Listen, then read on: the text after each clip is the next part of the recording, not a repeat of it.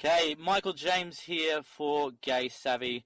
I have a very special international guest on the phone with me today.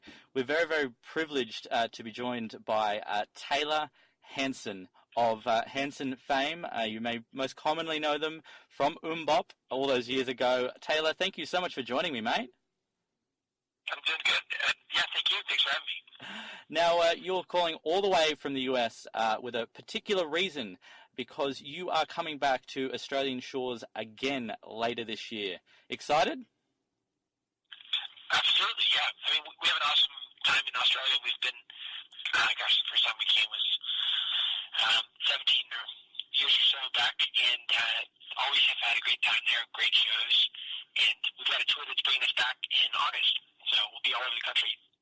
Yeah, it was a great show last year, and I was so excited to see that you guys were coming back again this year.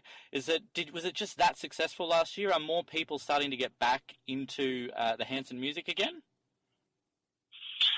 No, I mean we've always had a strong fan base, and keeping engaged with those fans is challenging. No matter what you're doing, but we did have a great tour, and the last tour it's actually a little more than a year. I think it was 2012, and the tour was fantastic and had a great response. And so, yes, we made an effort. We sort of made a pledge to the fans that we wouldn't leave it for as many years. We think there were 6 or 7 years between the last two tours, and so we said, well, we're going to come back with the next record, and that's our plan. So we're trying to follow through on those promises.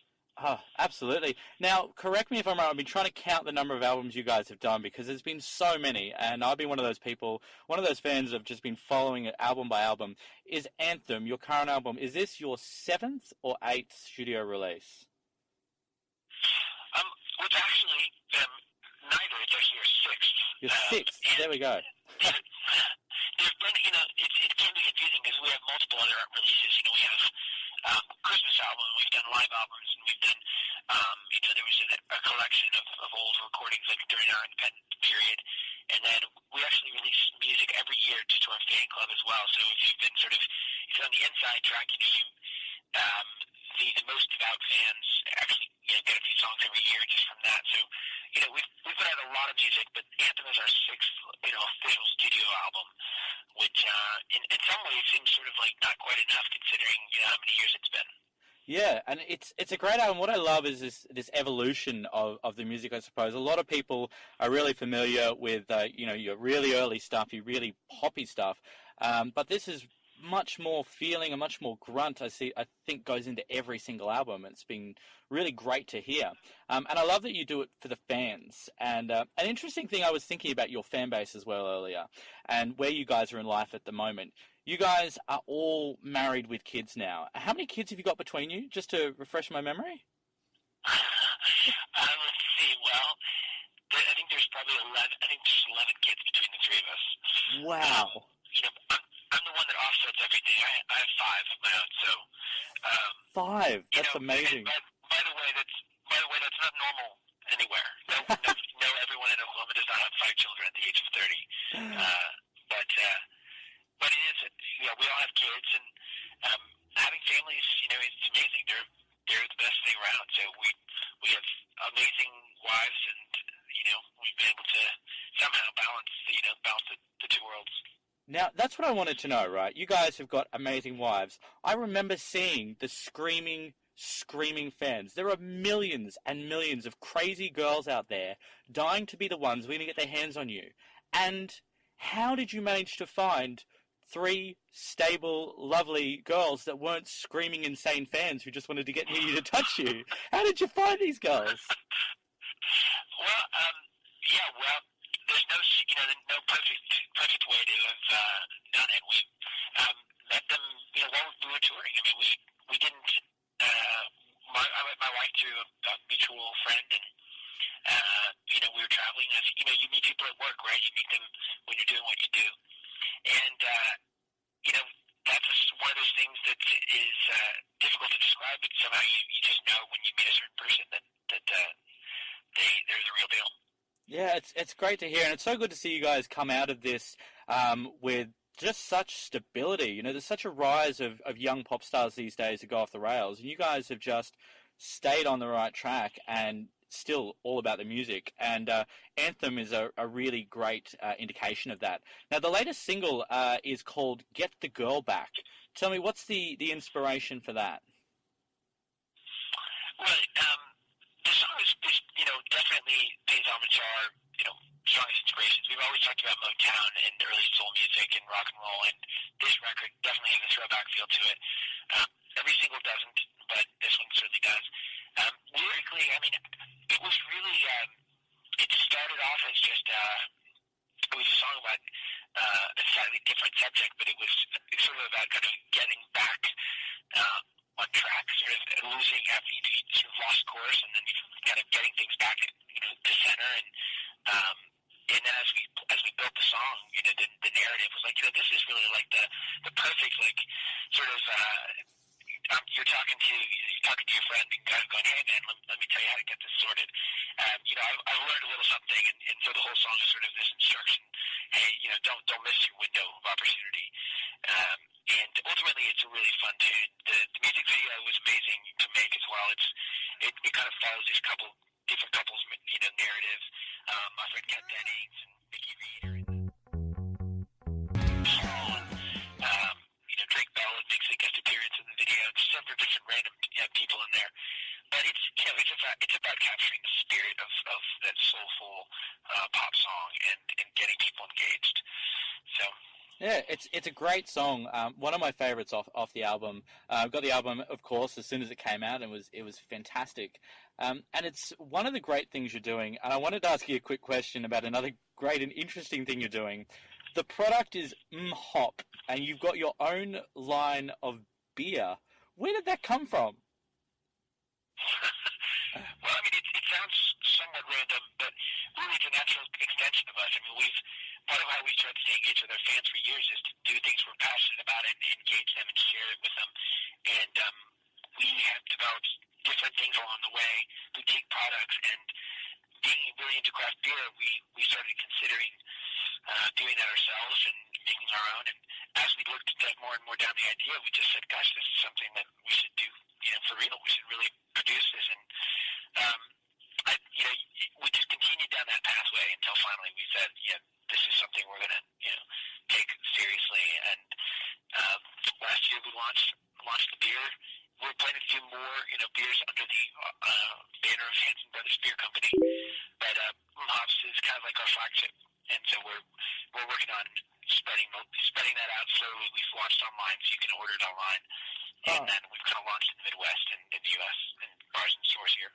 Excellent, because I would love to be keen to try some in Australia. I don't think we have it here yet. Might have to order some online, I think. Yeah, it's not in Australia yet. I mean, the thing is, as you can imagine, alcohol laws are not exactly the most lenient. There's definitely restrictions that come into shipping alcohol from country to country. So yeah, we are working on finding partners there that would bring in the beer. And the thing that's interesting, I mean, this is a pale ale. It's a really delicious beer. I mean, we focused on creating really great beer.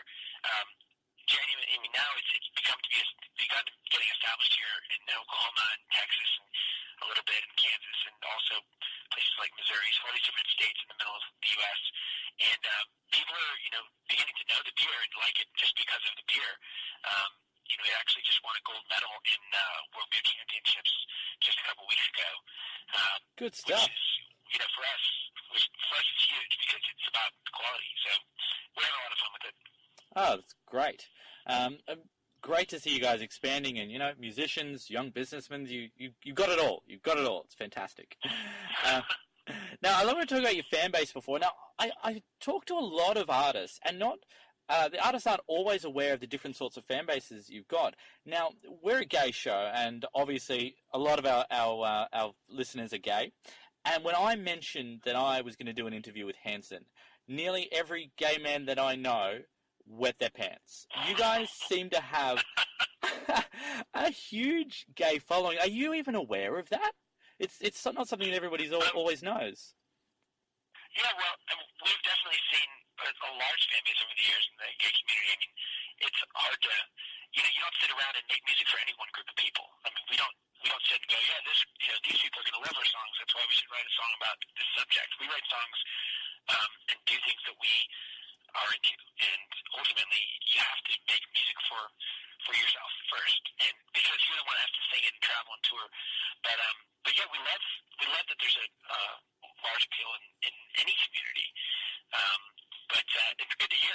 Yeah, absolutely. I know they'll be very, very keen. And I love just how strong the fan base is. I remember turning up to your last concert here in Australia, and the lines to get in were just out the corner, around down the street. It was absolutely amazing. So I'm hoping that everybody can make their way down to your next concerts when you arrive back in Australia. You are going to be touring in Brisbane, which is where we are located.